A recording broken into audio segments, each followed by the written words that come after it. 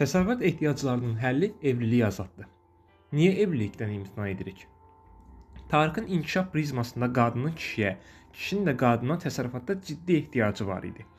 Qadın olmasa paltarı yuyub ütüləyən olmayacaqdı. Yeməyi bişirən və bulaşıqları yığışdıran olmayacaqdı. Və tərsinə, kişi olmasa qadın ac qalacaqdı. Yemək və digər ehtiyaclarını ödəyə bilməyəcəkdi.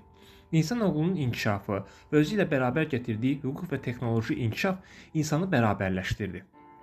Yəni artıq paltar yumaq, qabları təmizləmək və ya yemək bişirmək üçün qadına ehtiyac yoxdur.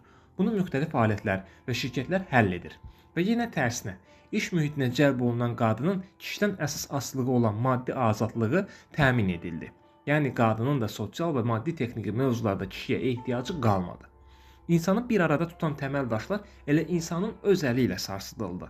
Və 20-ci əsrdə artımı ilə boom effekti yaradan insanoğlu 21-ci əsrdə həm artım sürətini azaltdı, həm ailə institutlarını dağıtdı, həm də artıq o mağaradakı sosiallıqdan asılı olan məcburiyyətləri aradan qaldırdı. Necə fikirləşirsiniz? İnsanın evlənməsi üçün bu gün təməl nə olmalıdır?